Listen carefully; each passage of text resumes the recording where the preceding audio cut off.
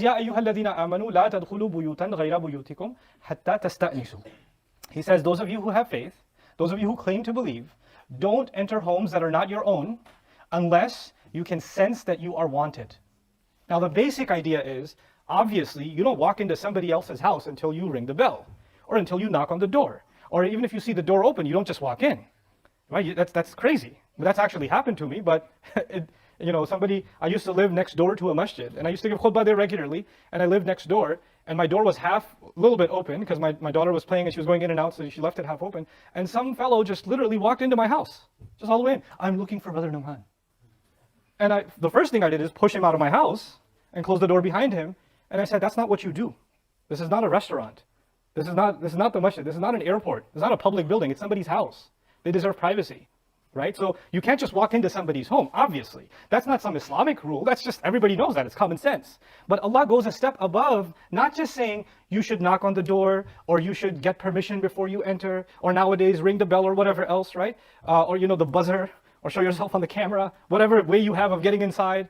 But instead he adds, not hatta tasta'dhinu, until you seek permission, which is obvious. He said hatta tasta'nisu, until you can sense that you are wanted. In other words, you have a friend, you know that he goes to work, comes home at 8 o'clock, he's probably tired, then he's going to have dinner, maybe some time with his family, and by 10 o'clock he's probably going to pass out. You should have the sense to know that at 2 in the morning, you should not be, hey bro, I was wondering if you want to hang out, and go outside his house and knock on his door. And then when he comes out like this, you say, it's not a bad time, right? You should have the common sense to know that that's not a time when you are wanted. That's not an appropriate time. Or for instance, you know that the husband is at work, or they're gone. That's not a time for you to show up when you know only the wife is at home, or only the kids are at home, and then show up and say, hey, I wanted to drop something off. No, drop it off at a time when you're actually wanted. So first of all, have the sense of when is it appropriate to go to somebody's home. The remarkable thing, there are multiple words in Arabic for homes. You can say masakin, you can say diyar, you can also say buyut. And the word bayt, which is a common word for home, actually comes from the verb bata. And bata means to spend the night. Okay, so if somebody engages in the act of bayt, it means they spent the night somewhere. Our home is called our home because we spend the night there. And the idea behind the word bayt is the night is a time for great privacy. Even the sky offers us privacy at night. So the idea being, not just that you don't go to somebody's home when you're not wanted, but actually don't enter into people's privacy when you know it's not wanted. Don't pry into people's lives by showing up or by poking. Nowadays, our homes are also virtual. For example, it's not just that you have a home with a door and curtains on the window that protects your privacy. Now your home is on your phone. You're dealing with home matters on your phone. You're talking to somebody, you're exchanging WhatsApp messages or whatever, and your friend comes over from behind your shoulder and he's like, just kind of poking over, what you doing? That's private. That's part of their home now. Don't just peek into somebody else's private matters unless you are what? You're wanted. Unless it's wanted of you. So the idea of preserving privacy of the other. The idea of preserving privacy of the other is where this conversation starts. That's not the only instruction in this ayah, it's the first instruction of this ayah. And it actually means that your circle, the people you are involved with, the people whose homes you go to, the people you're befriending, the people you talk to all the time, they are people, the kinds of questions you ask them, or the kinds of conversations you have with them, you should have the sense to know, should I even be asking this question? Is that a wanted question?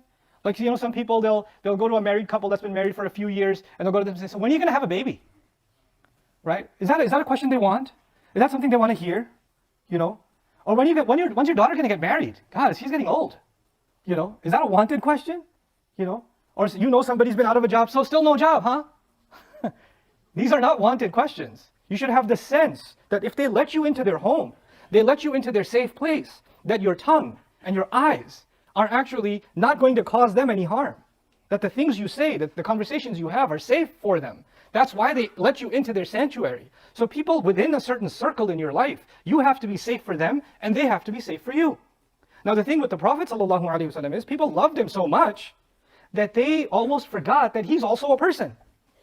So when they see him, they just want to ask him a question, right? It doesn't matter how tired he is or what he just came from or how many things he's just dealt with. They just want to talk to him. So Sahaba would come over to his house all the time. And when you're sitting with the Prophet ﷺ, you don't want to leave, right? You just want to stay.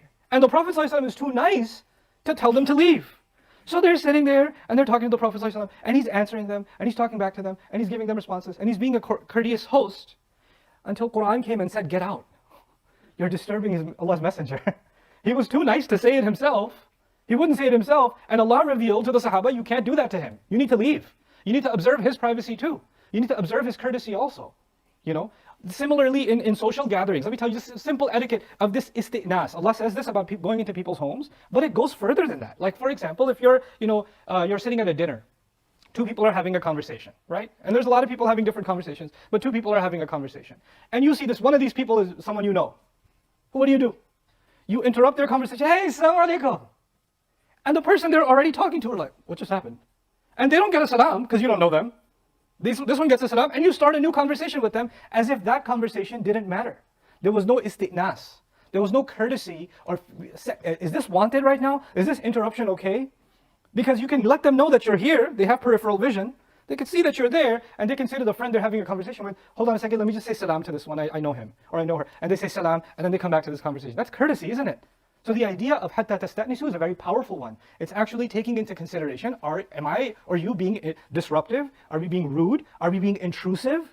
Are we too curious about somebody else's personal life when we're having conversations with them? Are we saying things that are not, they wouldn't want us to say those kinds of things or ask us those kinds of questions? That's actually part of the sense that's captured inside hatta tasta'nisu.